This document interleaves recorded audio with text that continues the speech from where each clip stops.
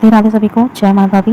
तो आज की इस वीडियो में मैं आप सभी के लिए दुर्गा सप्तशती की पहले अध्याय लेके आई हूँ।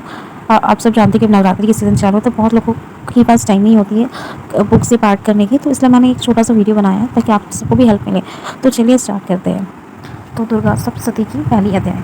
महर्षि मार्कंडी बोले, सूर्य के पुत्र सर्वनी की उत्पत्ति की कथा विस्तृतपूर्वक कहता हूँ, सुनो। सर्वनी महामाया की कृपा से जिस प्रकार मनवंत के स्वामी हुए उसका भी हल सुनो। पहले सर्वरोचिस नामक राजा था। वह प्रजा को अपना पुत्र के समान मानता था, तो भी कलोवंशी राजा उनके शत्रु बन गए।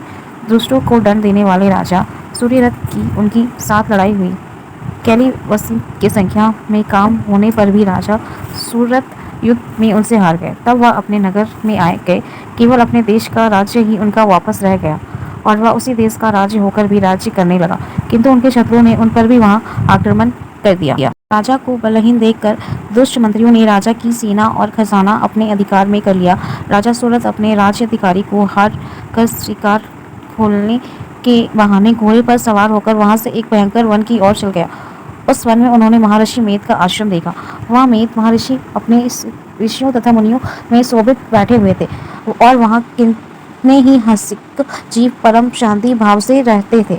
राजा सूरत ने महर्षि मेध की प्रणाम किया और महर्षि ने उन्हें भी उचित सत्कार किया। राजा सूरत महर्षि के आश्रम में कुछ समय तक ठहरे। अपने नगर की ममता आकर्षण से राजा अपने मन में सोचने लगे, पूर्व काल में पूर्व जन्मों में जो जिस नगर में पालन किया था वह आज मेरे हाथ में नहीं है, वह मेरे हाथ से निकल गया। मेरे दुष्ट एवं दुर्रत्न मंत्री ने मेरे नगर की अब धर्म की रक्षा कर रहे होंगे कि नहीं। मेरी प्रार्थना हाथी जी की सदा मुझ पर वर्षा करने वाले सूर्यवीर था। मेरे वैराई के वश में रहकर ना जाने दुख भोग रहा होगा। मेरे आज्ञाकारी नौकर जो मेरी कृपा से धन और भोजन पाने की सदैव सुखी रहते थे, मेरे पीछे पीछे चलते थे, वह आज निश्चित दुष्ट राजाओं के अनुसार कर रहे होंगे। मेरे दुष्ट एवं दुर्मंत्री द्वारा व्यर्थ ही धन को व्यय करने से किया हुआ मेरे खजाना एक दिन अवश्य खाली हो जाएगा। इसी प्रकार बहुत सी बातें सोचते हुए राजा निरंतर दुखी रहने लगा। एक दिन राजा महर्षि मेध के आश्रम में के निकट एक वैश्य देखा और उससे पूछा, भाई तुम कौन हो या तुम्हारा आने का क्या कारण है? तुम मुझे स्वर्ग अनुमान में दिखाई देते हो, इसका क्या कारण है? राजा ने यह निम्न वचन सुनकर वैश्य ने महाराज से सूरत का प्रणाम करके कहा। वैश्य बोले, राजन मेरा नाम समित है, मैं धनी के कुल में उत्पन्न एवं वैश्य हूँ। मेरे दुष्ट स्त्री पुत्रों ने लोभ से मेरा सब धन छीन लिया और मुझे घर से निकाल दिया। मुझे इस तरह दुखी होकर इस वन में चला आया हूँ। यहाँ रहते हुए भी इस बात को नहीं जानता कि अब मेरे घर में इस समय सब कुशल होगा या नहीं। यहाँ मैंने अपने परिवार का आचरण संबंधित कोई समाचार भी नहीं पाया कि वहाँ घर में सब कुशल पूर्वक है कि नहीं। मैं अपने पुत्रों के संबंधित में यह भी नहीं जानता कि वह सदाचारी है या दुराचारी। मैं फंसा हुआ हूँ। राजा बोले, जिस धन के लोभ में स्त्री पुरुष ने तुम्हें घर से निकाल दिया, फिर भी तुम्हारे लिए उसके लिए इतनी चिंता प्रेम करते हो। वैसे ही कहा, मेरे विषय में आपका ऐसा कहना ठीक है, किंतु मेरा मन इतना कठोर नहीं है। यद्यपि उनके धन का लोभ छोड़कर पकड़कर प्रसन्न को त्याग कर मुझे घर से निकाल दिया, तब भी मेरा मन उनके लिए कठोर नहीं आता। हे महात्मा, मेरा मन फिर भी उनमें से क्यों फंसा हुआ? यह बात ही जानता हुआ भी कि मैं नहीं जान रहा। मेरा चिंता उनके लिए दुखी है। मैं उनके लिए लंबी लंबी सांसें ले रहा हूँ, उन लोगों के प्रेम का नाम ले रहा हूँ, फिर भी ऐसा स्नेह के लिए मेरा हृदय कठोर नहीं होता। महर्षि मार्कंडेय जी ने कहा, हे ब्राह्मण।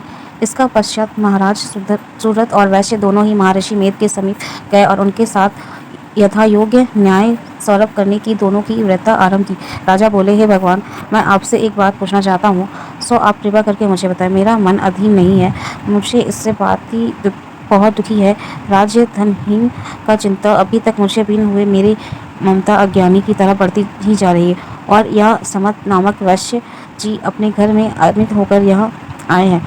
इसके सब जनों में भी इसका त्याग दिया। सर्वजनों ने त्याग हुआ भी उनके हृदय में प्रेम रखता है। इस तरह हम दोनों ही दुखी हैं। हे महाभाग, उन लोगों के अनुरक्त में देखकर हम दोनों मन के उनके लिए ममता जनिक आकर्षित उत्पन्न हो रहे हैं। हमारा ज्ञान रहते हुए भी ऐसा क्यों है? अज्ञानी मनुष्य की तरह हम दोनों में यह मूर्खता क्यों है? महर्षि मेध ने कहा, विश्व मार्ग में ज्ञान सब जंतुओं का है, सबों के लिए विषय पृथ्वी है। कुछ प्राणी दिनों में नहीं देखते, कुछ रात को नहीं, परंतु कई जीव है ऐसे हैं जो दिन रात दोनों में देखते हैं। यह सत्य है कि मनुष्य ज्ञान प्रधान है, किंतु केवल मनुष्य की ही ज्ञान होता है। पशु पक्षी आदि भी ज्ञानी रखते हैं, जैसे यह पशु पक्षी ज्ञानी है, वैसे ही मनुष्य का ज्ञान, और जो ज्ञान मनुष्य में वैसे ही पक्षियों में है।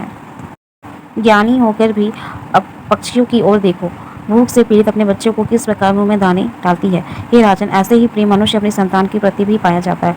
लोक के कारण अपने उपकार का बदल पाना मनुष्य के पुत्रों की इच्छा करते हैं और इसी प्रकार मोह में गणित से गिर जाते हैं। भगवान श्री हरि की जो माया है, उसी से यह संसार मोहित हो रहा है। इस आश्चर्य की कोई बात नहीं है, क्योंकि वह भगवान विष्णु की योग निद्रा है। यह माया ही तो है जिसके कारण संसार मोह में जकड़ा हुआ है। यह महामाया भगवती देवी ज्ञानियों के चिंतन में बलिपूर्वक खींचकर मोह में डाल देती है, और यह उसी के द्वारा संपूर्ण जगत में उत्पत्तित होता है।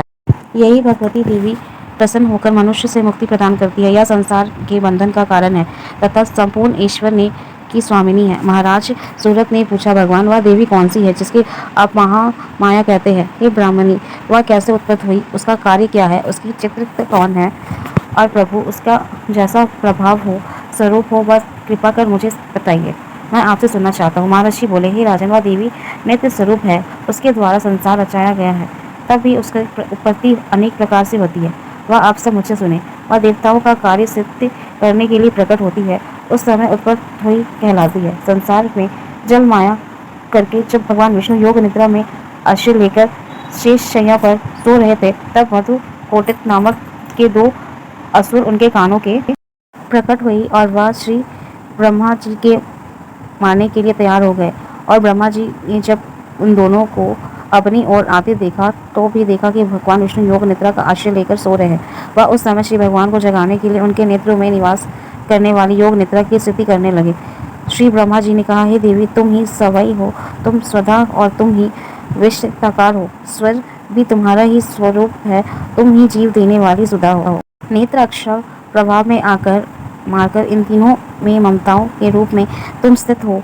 अंतरित जो बंध पात अधर मात्र की, जिसकी विशेष रूप से उच्चारण नहीं किया जा सकता, हे देवी, वह तुम ही हो।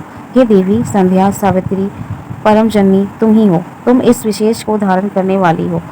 तुमने इस जगत की रचना की है, तुम भी इस जगत का पालन करने वाली हो। तुम ही कल्प को अतीत सब कुछ बख्शने वाली हो। हे देवी, जगत की उत्पत्ति के लिए इस समय तुम दृष्टि रूप होती हो, वालन काल में स्थित रूप में हो, कल्प के अंतरित सहरूप साधारण कर लेती हो। तुम महाविद्या, महामाया, महाविद, महारात्रि और महारात्रि हो। श्री ईश्वरी को बोध स्वरूप बुद्धि में तुम ही लज्जा, पुष्टि, दृष्टि, शांति और क्षमा भी तुम ही हो। तुम धारणी, शूल, धरणी तथा गंध, चक्र, शंख और धनुष के धारण करने वाली हो। ब्रह्मा और प्रतीक तुम्हारे अस्त्र है। तुम सौम्य हो, तुम सौमित्र हो, यानी बल्कि जितनी भी सौम्य तथा सुंदर वस्तु है इस संसार में, उन सबसे बढ़कर सुंदर तुम हो, और उससे ऊपर सबसे सुंदर रहने वाली तुम ही हो। हे सर्वरूपी देवी, जो सत प्रतत में उन शक्ति है, वह तुम ही हो। ऐसे अवस्था में भला ही तुम्हारा स्तुति कौन कर सकता? इस संसार में सृष्टि पालन करने, संसार को सहारने वाली भगवान है। उन सब तुमसे नेत्र विषभूति करते हैं, फिर भी तुम स्तुति कर सकती हो। मुझे भगवान विष्णु तथा भगवान शंकर के शरीर धारण करने वाली तुम ही स्तुति करने की शक्ति किसमें है? देवी, तुम उन उदार प्रभाव के कारण प्रसन्न हो। मधु और कौटुंब में जो भयंकर असुर है, इनमें मोह डाल दो और श्री हरि भगवान विष्णु को जल्दी जगा दो, उनको मार डालने की बुद्धि में उत्पन्न कर दो। महर्षि मेद बोले, हे राजन, श्री ब्रह्मा जी ने देवी की इस प्रकार सृष्टि करके भगवान विष्णु को जगाने की मधु कोटिक को मारने के लिए कहा। वह भगवान विष्णु के नेत्र, मुख, नासिक, बाहु, हृदय और वसत से निकली ब्रह्मा जी के समान खड़ी हो गई। उनका ऐसे करने ही भगवान श्री हरि तुरंत जाग उठे और दोनों ही असुर को देखा, जो अत्यंत बलवान थे, प्रक्रमली थे और क्रोध के नेत्र लाल हो रहे थे, जो ब्रह्मा जी का वध करने के लिए तैयार थे। तब क्रोध होने के कारण वृत्त असुरों के साथ भगवान श्री हरि ने 5000 वर्ष तक युद्ध की। एक तो वह अत्यंत बलवान था, प्रक्रमी था, दूसरा ही महामाया ने उन्हें मोह में डाल दिया। अतः ही वह भगवान से कहने लगे, तुम्हारी वीरता के प्रति प्रसन्न होकर तुम मुझसे कोई वर मांगो। तो भगवान कहने लगे कि यदि तुम मुझसे इतने ही प्रसन्न हो, तो मैं तुमसे यह वर मांगता हूँ कि तुम दोनों मेरे हाथों से मारे जाओ। तब वो बोले कि जहाँ तो चारों ओर जल है, तो देखिए भगवान श्री हरि, मुझे आप वहाँ मारिए जहाँ पर पूरी सूखी जगह हो, जहाँ जल पर एक बूंद भी ना हो। तब तुरंत ही श्रीहरि ने उन्हें अपनी जांघ पर लिटाकर उनका सिर काट दिया। इसी तरह यह देवी श्री ब्रह्मा जी की स्तुति करने से प्रकट हुई। अब तुम उनके वैभव में वर्णन करता हूँ तो सुनो। तो इसी प्रकार दुर्गा सप्तशती का पहला अध्याय तर्पण पूर्ण हुआ। वीडियो के लिंक पे आप बेल नोटिफिकेशन बेल दबा दीजिए ताकि आपको नेक्स्ट अध्याय का नोटिफिकेशन मिल जाए जब मैं अपलोड करूँ तो। जय माता दी।